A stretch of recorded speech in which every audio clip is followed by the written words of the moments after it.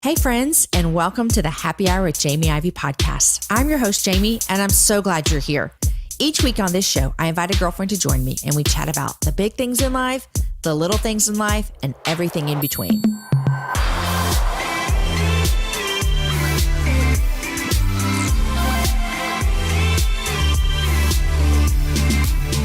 You guys know I love Noonday Collection. They are a socially responsible brand that uses fashion to create meaningful opportunity for over 4,500 artisans and their families around the world.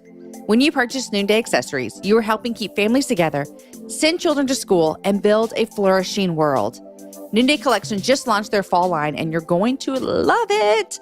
Head on over to noondaycollection.com/Jamie Ivey to check out my top 5 favorite fall pieces and get connected to a local Noonday ambassador to shop their brand new collection as well. That's noondaycollection.com/Jamie Ivey. You guys, happy September. September's here. Let me tell you, it's still hot here in Texas. Let's just be real. But it's September, which means it's football season. Most of our kids are back in school. You're going to get pumpkin spice everything. I love the fall so much. Today, you're listening to episode number 209, and my guest is my friend, Jenna Kutcher. Jenna and I met last year, speaking of Noonday Collection, on a trip that we both went on with Noonday Collection to Guatemala. Although I had been listening to Jenna's podcast for a while, it was my first time that I met her in person.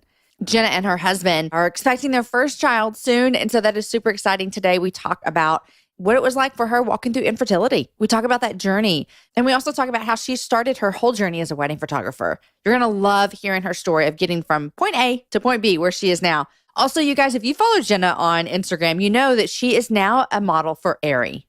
Guys, if you don't listen to Jenna's podcast, go find it now. It's called Goal Digger Podcast. She also has tons of online classes if you're looking to grow your email list, your Instagram, your Pinterest, whatever. She's got lots of stuff to offer you guys. You guys know that I love connecting with you. I really love it. It's no secret that my favorite way to do this is over Instagram. Come find me over there. You can search for Jamie Ivey or search hashtag the Happy Hour Jamie Ivey, and you can find everything people are talking about the show with. You guys, this month of September for our Happy Hour Book Club, we're reading my book, If You Only Knew. I'd love for you to join us and share with me all the ways that you're enjoying your own Happy Hour Book Club. Use the hashtag Happy Hour Book Club to enter a contest. We're going to take all of the hashtags of the Happy Hour Book Club, and we're going to maybe have a special surprise for a winner. So grab some girlfriends, grab a book, put a picture up, tell me that you're reading it with friends, hashtag it Happy Hour Book Club, and we're going to have something special at the end of the month for a winner. Okay, you guys, here is my conversation with Jenna. Hey, Jenna, welcome to the Happy Hour. I am so excited to put the happiness into this hour with you. Like, seriously, this is a dream for me. So thank you for having me. I'm so excited. The only thing that would make this better, and I say this a lot, but this is, I'm like real, because we have hung out before. Yes. For like a happy hour, kind of, maybe we can, whatever, a happy 3 days. If we were together in person, having a real happy hour. I know. I would be there in a heartbeat. I would actually love to be at your camp and doing it there. I think that would be perfect. Yep. You need to do one of your, I'm just throwing this out here. You need to do one of your masterminds out there. I know. It's on my list. It's a dream. Okay. Well, welcome to the show. If anyone doesn't know Jenna Kutcher, tell them real quick, the literally elevator pitch about your life. So I'm 30 years old. I live in small town Minnesota. At the age of 23, I decided to get out of the corporate gig. I bought a $300 camera and started as a wedding photographer with no education, no background, no schooling. And now 7 years later, I've shot over 130 weddings, and we're closing that chapter of the book and kind of expanding in other ways. So I host the Goal Digger podcast. I teach other entrepreneurs how to authentically market their businesses. And I am currently growing a baby in my stomach. That's the best elevator pitch I've ever heard in my entire life. Well, you practiced thank you that so much. So good. People ask me like, what do you do, Jamie? I'm like, I don't know what I do. I have to practice it. Okay. So I have so many places that we're going to go today in this conversation. First, to give people a little bit of background, we met in person last year. We traveled to Guatemala with Noonday Collection, and it was fun. That was my first time to the country, and so it was fun to see the country with new friends. But I have bought some of your teaching guides. Like, I am a fan of yours as a personal friend, but also as a businesswoman. You have a lot of insight, and you're only 30, which is so amazing. You said that, and I literally wrote down 7 years. Like, that's 7 years is what you've done. So I want to talk business first, And then for all you mamas that are like, I want to hear about her baby, we're going to talk baby next. Okay. Perfect. So business first. Jenna, when I hear that as someone who I started a little bit late in the game, I'm 40. I started my podcast 4 years ago. And so 7 years, it gives a lot of hope of that you started with zero knowledge of what became your career. Like, to me, that screams, the world is your oyster. Is that the saying? Is that how you say it? That's what that screams, is you can do anything. So tell me, why a camera? Like, why a camera? So Drew and I, my husband and I, we were fresh out of college and we were planning our own wedding. And when I look back, there were signs that photography could have been in my future. I was that girl at the college parties taking pictures and putting weird filters on them.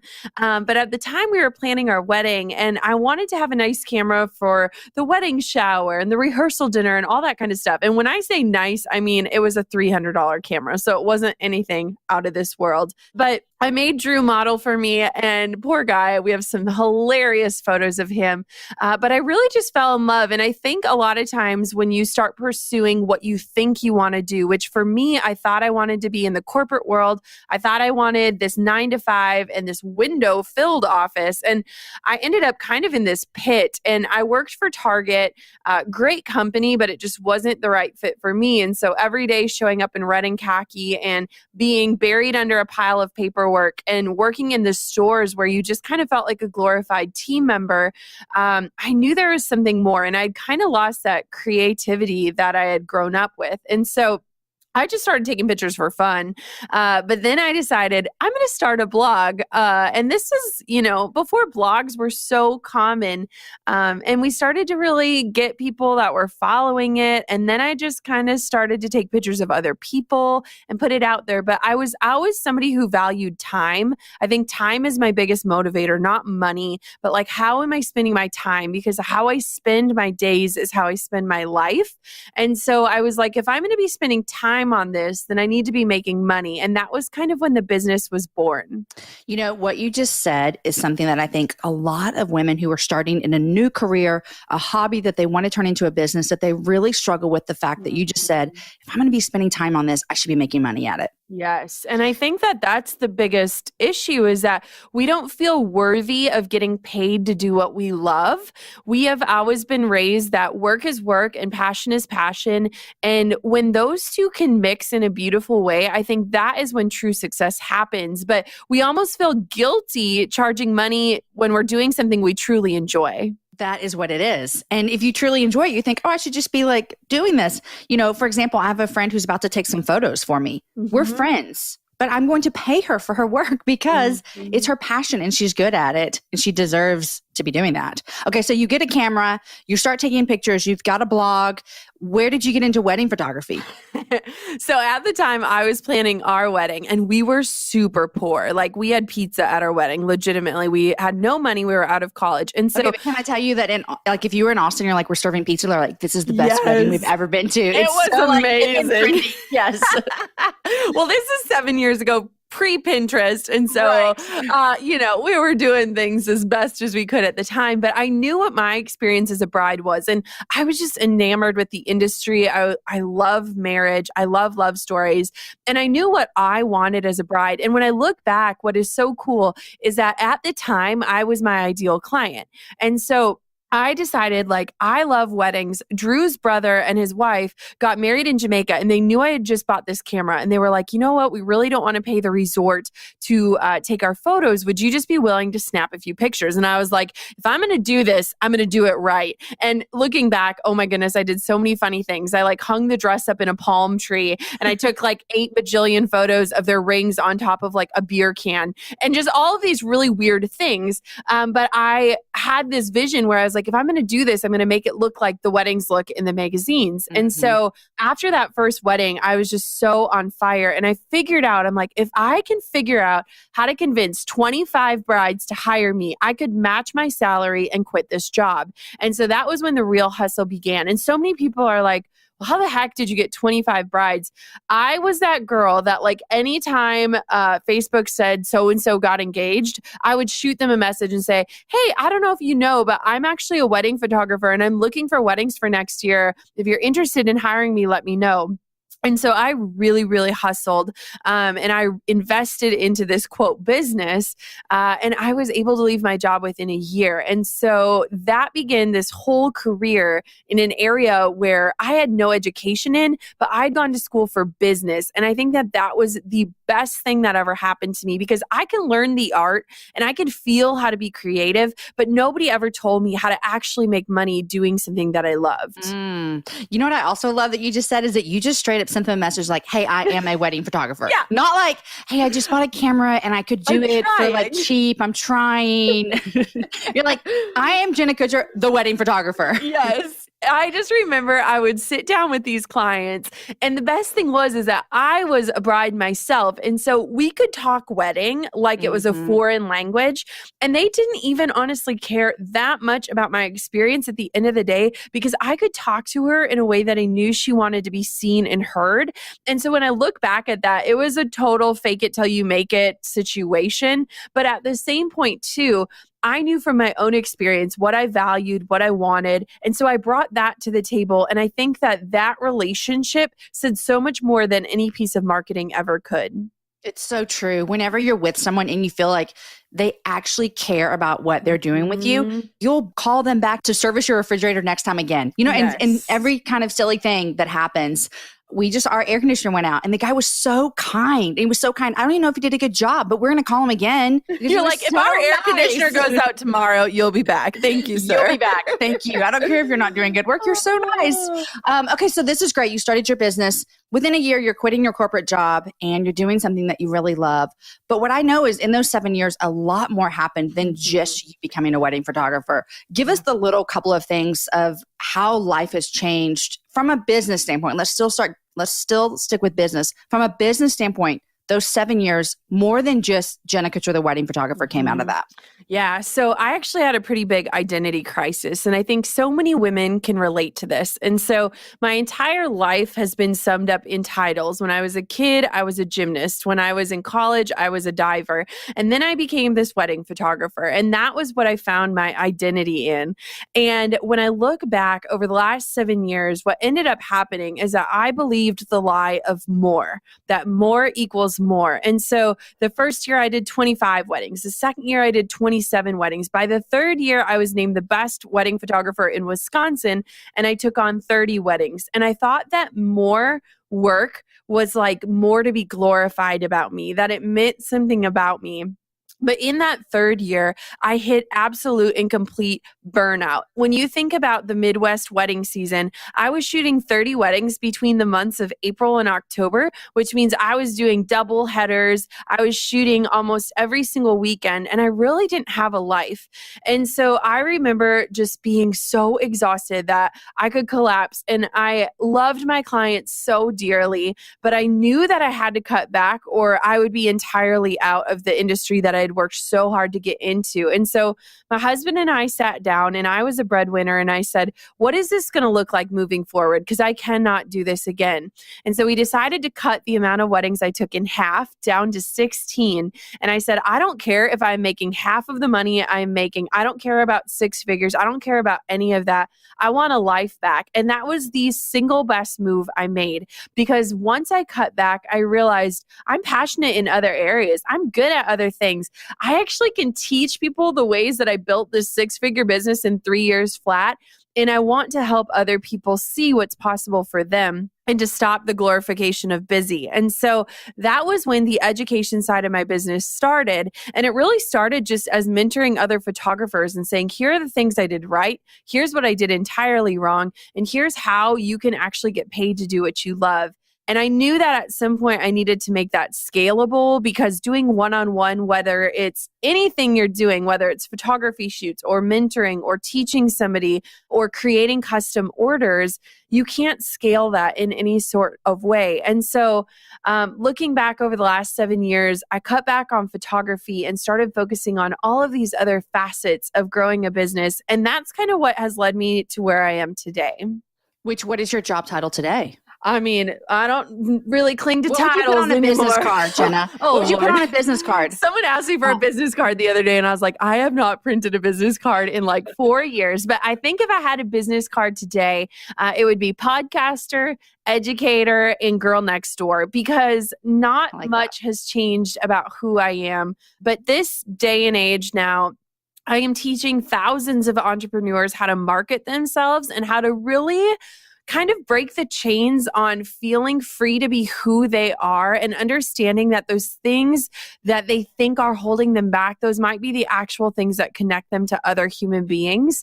And so now my work just looks so different, but I get to work from home in my yoga pants, and that is pretty much the best thing in the world. And you also go to Hawaii every year for a month. Can we just throw that in there? Yes.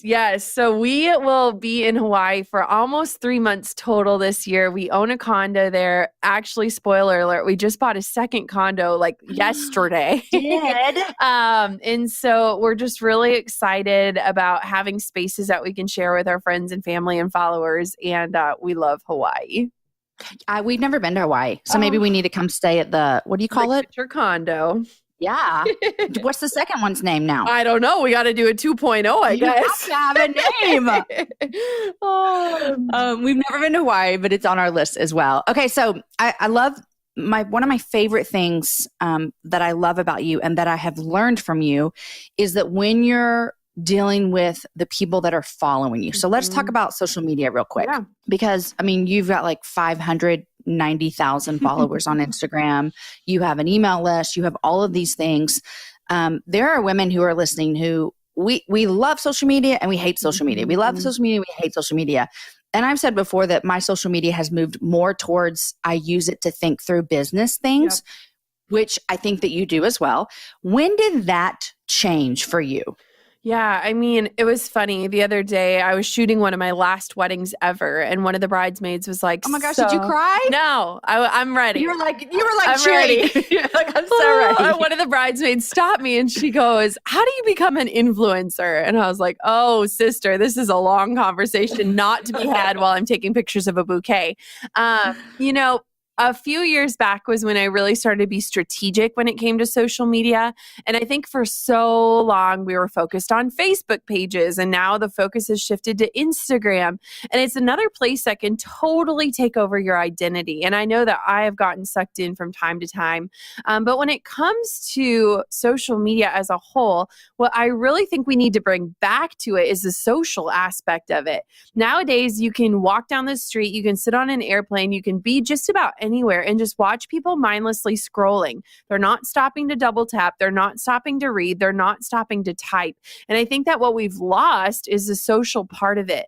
And so when I think of social media, I think of it as a connection. How can we actually connect with our people? How can we connect with people that need to hear our messages? And when you talk about the love-hate relationship, I think so many of us feel that. But I really want to challenge people to take back control of your own experience. Because if there are things that you hate about social media, the coolest thing about it is that you're in control of what you're seeing, what you're consuming, what you're ingesting, what is influencing your day. And when I started to really take responsibility for that, that was when social media became fun again. When I was like, I can open my feed and feel inspired and not feel bitter. And when I can celebrate people's successes and not question my own. And when I can look at the things that she's doing and not say, well, why am I not doing those? And I mean, I went through a purge. Like I had to get rid of following a lot of people, even people that I know and love in real life, because of the own bitterness in my heart. And it's a challenge to us because we are the users and we're in charge of that experience, both the experience that we offer to our followers, whether it's 100 or 100,000. We're also in charge of the experience of how and when and what weight we are allowing our consumption to control us. Oh, I love it. I've said that before. A couple of months ago, I went through and unfollowed hundreds of people. Yeah. And some of them were, like you said, were people I knew. And it wasn't like I didn't like them. It was my own heart that was struggling. And some of them I followed back again because I need to deal with myself. And I love that we have control over that. Absolutely. Okay. So social media, I feel as though you look at your social media and say, you're going to get the real me. Here's Jenna. This is all you get. Now you do something that every time I see it, I get sweaty armpits. What is it? Okay. I get sweaty armpits. And I think to myself, she's so confident when you put pictures of yourself up in your underwear. Yep. Let's talk about it. Sweaty armpits, Jenna. So literally. So first thing. Oh, and let's do this. Congratulations. Oh, thank you. Congratulations. I need you to tell us how big of a deal this is that you just got named something really, really exciting. And it goes along with this. Okay, so let's break this down first because it sounds hilarious when you say it, but it's actually entirely true. It does sound, it doesn't say it's not bad, you guys. So the other day, we recently moved closer to home and I was with my dad, and my dad is like, gets kind of awkward, and he's like this really big dude. And he's like, hey, Jenna. And I'm like, what? And he's like, so I was on Pinterest the other day and I saw you in your underpants. And I was like, first off, Dad, I didn't know you knew how to use Pinterest. And second off, I hope you know why I was in my underpants. So I was recently named one of Ivey, which is an incredible company, but I am one of the Ivey Real role models, and it's actually a really big deal. And basically what it is Ivey is a company, their parent company is American Eagle, and they have committed to showing non-retouched photos for years. I've worked with them for years, and it just kind of feels like I graduated into this role of really being a mentor to other women and talking about some of the things that really give us sweaty armpits. And so I am a size 10, 12 woman, and my body has changed so much over the years. And when we start talking about pregnancy, I'll kind of explain a little bit more of how that's played into all of this.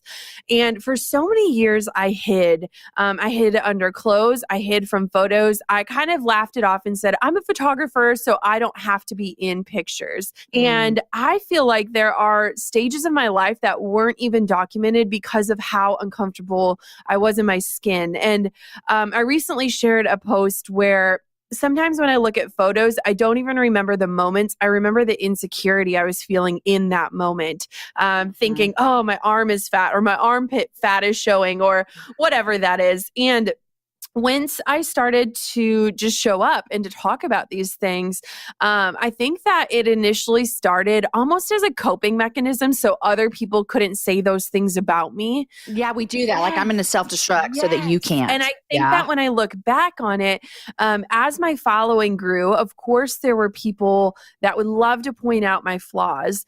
And instead of allowing them to do that, I would just do it for them and say, yes, I have cellulite. Yes, I have 10 extra pounds. Yes, I have big arms, whatever that was. And the messages just started resonating. And it still honestly makes me nervous, but I am at this place in my life where I am not going to miss out on life anymore because I'm worried about an extra inch on my hips or an extra bump on my legs. Like, I want to live life, because the thing is, and I'm sure you can relate, you look back at photos of yourself and you remember being insecure, and now you see yourself as the most beautiful woman. And you're like, how could I not have enjoyed that moment? Because if I could just go back and shake that version of Jamie and say, Jamie, you are beautiful. And one of the biggest learning points for me that kind of goes along with my faith is I remember being at this workshop. There was this young girl, and she's probably 7 years old, and she had freckles, and she had the most crooked teeth ever. And she had all of these little quirks that just made her so beautiful and so unique. And I imagine that girl one day looking at media and crying to her mom and saying, Mom, you messed up on me. Like, I am not beautiful, and you did this to me. And I thought, this is what we're doing to our Creator every single day, that we stand in front of that mirror and say, God, you messed up on me. Like, why did you make me this way? Why am I not perfect? And I really started to realize, like, we have to change that narrative. And if no one else is out there doing it, like, I want to be that person for those young girls to say, like, I can stand here fully confident just as I am. I'm choosing to love myself, even though it is the hardest choice I will make today. And I want to give you permission that you can love yourself just as you are in this moment. I would imagine that this conversation has resonated with so many women. So many women and so many girls. And I think the best compliment I can get is when mothers send me messages saying, like, I told my daughter to follow you, because that means more to me than anything. It's like those critical ages where we're taught that definition of beauty, that it's one size fits all. and that it's, this white girl with flawless skin that's a size 2, whatever that looks like. And there are so many definitions of beauty. And if no one else is going to publish them, then it's our turn to be that representation. So have you had pushback from, and I don't mean pushback from saying, oh, you're not the right body type. I mean, have you gotten pushback for being so vulnerable with your photos? Yeah, it's funny. To be honest, I have such an incredible group of followers. And I think that one of the biggest and best things about the work that I do is that I know who it's for and I know why I'm doing it. And so I remember my parents are Christian. And my mom freaked out the first time that I posted a photo in my bra and underwear. And I mean, I feel like any mother would. Right. And she said, oh my gosh, because I asked her one day, I was like, have I ever done anything that's made you nervous online? And she goes, honestly, the first time you did that, I did get nervous. And she goes, and then I started to read the comments. And I started to see that there is so much of a bigger goal here. And let me be candid. My audience is 97% female. I am not posting these images for men. Right. I am not posting them in a way that is sexualized or that is insinuating anything in that nature. And so it really helps me to show up because I'm showing up for my girls. Yeah. Like I'm not showing up to be called hot or sexy. And let me tell you, not very men are commenting those things on my photos. And that is proof that like I'm reaching the right people. But I have been actually hit sometimes by the Christian community saying like, these are images that only should be between you and your husband. And I'm saying, but you're missing the point. Like, I am so careful in the choice of clothing, in the location that I'm shooting in the way that I'm showing up. And I think that speaks more to my faith than just hiding under clothes like I did for all of those years. Yeah. Well, I think that, no matter, even it does gives me sweaty armpits. The message that you're sending is so needed for women today in the world. There's another person I follow on Instagram. She lives here in Austin and she babysits for one of my girlfriends. And she's kind of Instagramming and journaling her journey of getting healthy. And it's so encouraging. It's just when I see people who are beginning to like own themselves and love their bodies, it's really, really encouraging for all of us who have walked through hard things of not liking things about us. And so kudos to that. And again, congratulations with the RA thing. That's so great.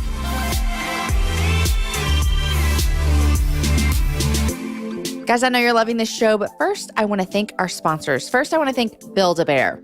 A birthday is a big deal to a kid, and it's a big deal to everyone at Build-A-Bear Workshop too. At Build-A-Bear, there are special birthday offers and one-of-a-kind experiences so you can make memories that last a lifetime. Their interactive Count Your Candles offer is a fun way to make a special birthday memory while also saving on a classic Build-A-Bear furry friend. During their birthday month, kids get to count their own candles before making their birthday treat bear. The birthday treat bear is a teddy bear made just for birthdays that only costs as much as the age you're celebrating. If your child is turning 5, the birthday treat bear only costs $5. When a child celebrates their birthday at Build-A-Bear Workshop, they get the full Build-A-Bear experience, plus a special birthday heart ceremony, birthday party hat, happy birthday song, and more. Visit buildabear.com for more details on the Count Your Candles offer and all the fun ways to celebrate birthdays at Build-A-Bear Workshop. This offer is valid in stores for Bonus Club members. Create an account in stores or online to join the Bonus Club for free. Okay, guys, I also want to thank Third Love. You're going to love Third Love because here's what they do. They use thousands of real women's measurements, and then they design bras with breast size and shape in mind so that they fit impeccably and feel even better. And now, you guys, since they've added 24, yes, you heard me right, 24 new sizes, Third Love offers the most options of any brand with a total of 70 different sizes. From premium, ultra-soft smoothing fabrics to expert design features like straps that don't slip, the details truly do make the difference. Here's a special detail that I love. The labels are even tagless. There's not an itchy label on your bra bothering you all day long. And because Third Love guarantees a perfect fit, returns and exchanges are free and easy. Try out their bra. See if you like it. If not, exchange it for something new. Third Love knows that there's a perfect bra for everyone. So right now they're offering all of my listeners, which is you because you're listening, 15% off your first order. Go to thirdlove.com/Jamie right now to find your perfect fitting bra and get 15% off your first purchase. That's thirdlove.com/Jamie for 15% off today. All right, here's the rest of my conversation with Jenna. Okay, let's move into you're growing a baby. Yes. You are growing a baby, and you posted a photo the other day of you in the cutest swimsuit with your baby bump. And the last time I grew a baby was like 15 years ago.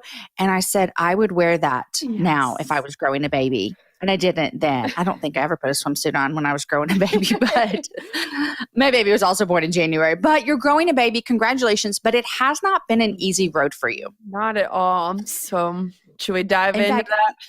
Yeah, let's dive in. And, I asked you if we could talk about this. I'm not just throwing it at you, but I actually have a lot of women who come to me and say, hey, can you have someone come on the show and talk about walking through miscarriage? Yes. Because here's what I've learned. I've walked through 2 miscarriages many years ago. But what I see, and I'd love to hear what you think about this as well, Jenna, is that a lot of times women don't feel comfortable talking about it. Mm-hmm. Or they don't feel as though anyone understands, or they look around and all they see are people having babies and they don't see anyone walking through this. Let's talk about your experience in walking through this. Yeah. So my husband and I got married pretty young, right out of college, and we did not want kids. Like, we had told our parents, like, we just love each other so much. I don't think we're ever going to have kids. And that was the first 5 years of our marriage. And we were just really confident that we wanted time, the two of us. And it was a really, really special season of life. And then both of our siblings started to have kids, and we got to watch people so close to us kind of transform into moms and dads. And it kind of lit this fire in us, like, all right, maybe we're getting to that point. And so when we were about 5 years married, we started trying, and we were really, really fortunate to get pregnant right away. And we found out in Hawaii, which is why Hawaii is just such a special part of our story, that we were expecting our first baby. And I had this feeling, and a lot of times when people talk about faith and they talk about feeling called, or, that they felt like the Lord had kind of interceded in their life, I've never really felt that until this happened. And one of the first things I told Drew is I said, if we lose this baby, I want to share it. And it was a very weird thing to say when you had just found out you were pregnant. You had no history of miscarriage. No one in my family had a miscarriage. But I just felt almost a peace in that, but also a really big fear that was going to be our story. And I don't know about you, Jamie, but sometimes when everything in life is going so well, you're almost waiting for that hardship.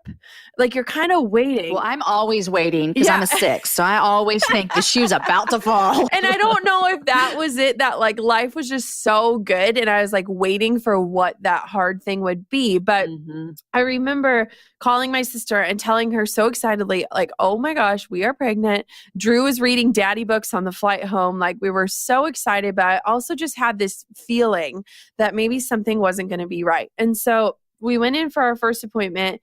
They couldn't find a heartbeat, but we were still kind of early. And so we had to wait another week and then go in again. And then it was confirmed that we had a missed miscarriage. And so my body was still holding on to the baby, and we had to wait a few more weeks. And is that what a missed miscarriage is? I've never heard that. So your body doesn't recognize that the pregnancy isn't viable. And so I actually carried until 10 weeks, but our baby passed away at a little over 6 weeks.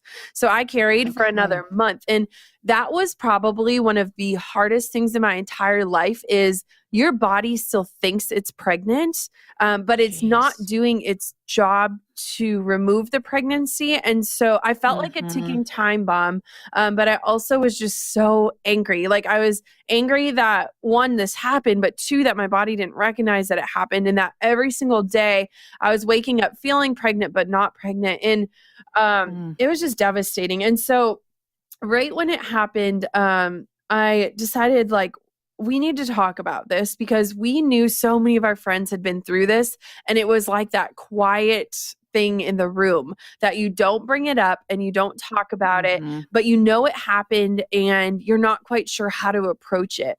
And so we made the decision at the time to put it out there, to share it. And for me as a mother, it was like the way to honor that life that we never got to meet, but that life that we had imagined was going to change ours. And so we waited an entire year to try again. And that is one of the joys and pains of being a wedding photographer, is you can't just get pregnant any other month. You got Right. weddings to shoot. You got to show up for these clients. And so we waited an entire year. We actually found out we were pregnant the second time in Hawaii again. And it was kind of this deja vu. It was this beautiful feeling, but it was also like almost like, ooh, this feels kind of weird. Yeah. And so the second time around, we went in for our appointment and we heard a heartbeat. And it was the most beautiful sound on planet Earth. And we thought, this is it. It's finally happening. We did the Lord's will. We created this community of people who had suffered loss. We had showed up even in the hardest of the days in the grieving. And now God was giving us our redemption song. And this is the hallelujah we've been waiting for. And so our doctor said, I want for you to come back in 2 weeks just to make sure everything is good, but you've made it through a really critical period. And so I was like, okay, let's do this. So we go back in and we got the news again, like there is no heartbeat. And I was angry. I was so upset. Like, why does this have to be our story? God, I did the hard work. Like, I showed up. I was your servant. Like, why do we have to go through this all over again? And I remember the day after we had gotten the news, I remember waking up in bed and thinking, this exact thing has happened twice. Like, am I broken? Like, is this what our story is going to be? Because it was till 10 weeks, had to have another surgery, same scenario. It was way too similar for it to be a coincidence. And I was just terrified. Like, how can we go all these years without wanting to have kids? And now suddenly we want them and we can't have them. Like, it's so crazy. And so once again, we went through the process. We shared our loss. We talked about it. We opened up the opportunity for people to share their losses with us. And it is heavy stuff. Like, it is not a light way to invite your audience in, but it was so important. And so, you know, it is just been this journey. I feel like I stopped dreaming. I stopped planning a family because I just didn't know. Like, I never expected it to take 2.5 years. And I never really expected that this would be the story that we would walk. And so after our second loss, I ended up hiring a naturopath fertility doctor. And I just started doing a lot of hard work on myself. I think building a business is freaking hard, but working on those parts of you that feel broken is the hardest way to show up in the world. And so as we started to try again for the third time, a year later, I was just ready. I was grounded, but I was nervous. And so I'm so happy to report that we are pregnant. The baby is kicking as we record this, and it is the most surreal thing in the world, but it still hasn't been easy. I think so often we look at like, this baby will fix what was broken. And once this happens, I will forget about what has happened. But honestly, I feel like in any stage of life, when you experience loss, this pregnancy has been so hard because I intentionally didn't want to connect to this baby in case we walked that same road. And I just remember laying in bed with my hands on my stomach being like, are you there? Like, is this real? And so it's just been this roller coaster. And it's been so wonderful. And I've been able to connect with so many women who are struggling to get pregnant or who have struggled with miscarriage or who found out that they cannot conceive. But even sharing our joy was really scary because I knew that it had the potential to hurt other people. And so it's definitely just been this delicate time in our lives that we're just navigating as best as we can. What has it been like? You talked with the first 2 pregnancies that ended in miscarriage about the anger that you felt like, God, why? I mean, and that we can all relate to that. We've all had moments where we're like, God, this makes me angry, and we believe God can handle that. But how did that change in that year after that second miscarriage, or did it? Like, what did that journey with your faith look like in dealing with is this going to be my story? Like, how did you put that together in your brain? It's so interesting because my faith walk has just been this series of straying from God and coming back to him, and straying and coming back. And I feel like I'm constantly coming home to my faith because I love control. And I feel like with Miscarriage, it was the first time in my life where I couldn't pay money to fix something. I couldn't work harder to make it work. I had to really surrender. And when I entered this year, my word of the year was just surrender. Like, what will this look like if I can really, truly trust? And I think that was so incredibly hard, just after wanting to take a magic pill or to change my diet and believe that would make it happen. And I think that so often we lean into science when we can't choose faith. And so I wanted all the tests run. I wanted to figure out why this was happening and what I could do. But really, I think that the biggest work that I needed to do was just to surrender. We made so many changes in my lifestyle, from diet changes to hormones to all these things, to try to make this pregnancy successful. But at the end of the day, like, we had to know and trust and believe that it was in God's hands. And one of the things that has been so beautiful about our journey, and I think that hindsight is always 2020, and it's so hard when you're walking through the valleys to even imagine a peak in front of you. But I can see God's hand in the last 2.5 years in the biggest ways that he has ever showed up in my life, from changing the way that we were working. I mean, I was working around the clock. I had no team the first time I became pregnant. When I had my miscarriage, I was in the middle of like this launch for my business and I had no help. So I had to just show up knowing that there's a baby inside of me that wasn't alive anymore. And then looking at just how we've created systems and built a team and created this life that is going to be such an incredible life to bring this baby into. And we actually ended up moving home for me, which is in Minnesota. And I just felt like I needed to be with my family. Like, I needed to be able to have this support system. And the day after we moved home was the day that we found out we were pregnant. And so it was like, baby bird needed her mama. Like, I don't know what that was. But when it comes to looking at just God's hand in all of this, I think that throughout the whole thing, we knew that there was a bigger plan, but it's sometimes hard to believe that. We knew it, but like, how could this be the plan? How could this be what God wanted for our lives? And seeing even now, I feel like being a mother, you never stop worrying. My baby is probably safer inside of my belly than it will ever be inside of this world. And yet I'm still worried. But it's just this constant reminder to go back to him, to come home to him, because he really hasn't let us down yet, even in our losses. Oh, it's so good. It's so true. And I think that's going to be super encouraging no matter where someone is. With a pregnancy journey or with anything else that they're walking through that's suffering. Are you and Drew going to find out what you're having, boy or girl? No, we're not. We're keeping it a secret and a surprise. I don't know. Okay, wait, you're keeping it a secret from the world or from yourself? No, we don't know. We won't know. We aren't going to find out. I get so frustrated with people like you, Jenna.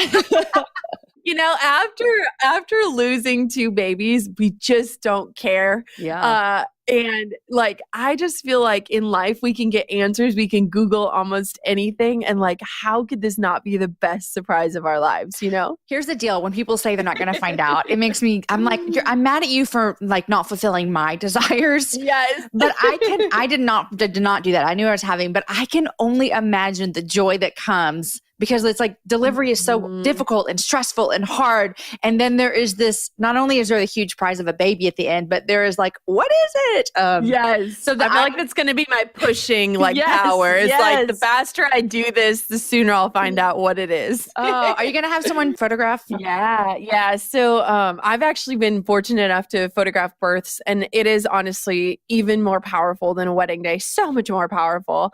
And so, I've always wanted to have a birth photographer. We're having our baby in December, so it kind of makes it a little challenging because we get like blizzards up here. Oh gosh. And so we're just trying to figure that out. I'm like, we got to figure out a plan just in getting to the hospital safely and having someone there for it as well. I've always wanted to witness a birth. I never have, except for, TV shows, which is not entirely real. But I had a girlfriend one time, Laura, and we live like 3 or 4 houses down, and she does home births. And so I was like, this is my chance. Like, she's going to text and say, hey, pray for me. I'm in labor, and I'm just going to show up at her house. Like, she wasn't going to invite me. I literally was just going to show up. And she knew I would do that, but I don't care. I was going to do it anyways. Even though she said I don't want anyone there, I would show up. I'm that person. But every time, she had 3 babies in that house. Every time she had them, I was out of town. I was like, what is happening? I know. It is a miracle. Like, it is such a miracle. And I think too, being able to witness a birth has given me a lot of peace in just trusting that I will know what my body needs. Like, nowadays, when people have all these elaborate plans, like, God bless you if that makes you feel better. But for me, I just want to walk in with an open mind and trust that, like, my instincts will know what I need and what's best for both me and the baby. And so we're just going in very open. Women have been delivering babies for years and years and years. Yep. And God made our bodies to do that. Okay. Well, I'm super excited for you. I cannot wait, along with everyone else, to find out what you're having. Congratulations. Thanks for being open with your story as well. Jenna, what are you reading these days? Yeah. So I made a rule that I can only read books for pleasure, because as entrepreneurs, we can get so sucked into all the self-help and business marketing books. And so I have only been reading for fun, and it has been so, so lovely. So I read a lot of Kristen Hanna. I love Ann Voskamp. She is incredible. Yes. And I love Jodi Picoult. Like, she is such a great author. So I've just been reading a lot of books for fun, and that's kind of how I unwind at the end of the day. And those are the books that I'm really ingesting. I love it. I love it. Okay. What are some things you're loving in life right now? So I am just loving being home. I, just like you, James, am on the road all the time and in airports and flying to different places. And it just feels so good to be home and doing what I love. And we're going to get started on the nursery, which we probably should have started on a little sooner. It's okay. I think you guys can handle it. We got this. And so I'm just loving being at home and kind of making our new house a home. Jenna, thank you for joining us on the happy hour. It is such an honor. You are just such an inspiration for me as a businesswoman. And I've been super proud of the way that you've handled your losses in the public eye. And so thank you for joining us. Thank you so much for having me. Yours is one of the first shows I ever listened to when I didn't even know how to operate the podcast app. I figured it out. So thank you for just allowing me to share my story today. Well, you're so kind. I love your show as well. So that's super fun. Okay. Thanks, Jenna. Guys, don't forget that Third Love's collections are designed by women for women. So you're going to love the way you feel under each and every look. Right now, they offer over 70 sizes and more than a dozen styles, so you'll find the perfect bra for every moment and for every outfit. Get 15% off your first purchase by going to thirdlove.com/Jamie today. You guys, I know you would love Jenna. I had to ask her about what it's like to post pictures of herself on the internet, on her Instagram, in her undies. I just had to know. If you follow her on Instagram, tell me you were dying to know as well. I was thankful for her answer. I love the things Jenna's doing. I'm happy for her and Drew for their new bundle of joy that they're going to be welcoming into the world soon. Follow her on Instagram. Go listen to her podcast. Thanks for listening to today's show. Today's show was edited by Chris with Podshaper, and the music was developed for the show by Matt Graham. Next week, my guest is Taylor Nichols, and you will adore her. When I met her for the first time, I knew that I had been introduced to one of the most compassionate women I've ever met. I tell her on the show that she's one of the best friends I've ever known. She is such a good friend. And you're going to hear her story of how she grew up in an organization that was not teaching truth and what her life looks like now, loving God, even though she's been hurt by an organization. We're also going to talk about what it looks like to walk through grief. She was 28 when she lost her daddy, and we walked through that conversation as well. You guys, happy September. Happy football season. Hook 'em horns. You guys enjoy your week. Share the happy hour with a friend. Just tell them, say, hey, I got this podcast. I think you'll like it. It's called The Happy Hour with Jamie Ivey. Even show them how to download it on their phone. Share the happy hour with a friend. Have a happy hour with a friend. I'll see you guys back here next week with my guest, Taylor Nichols.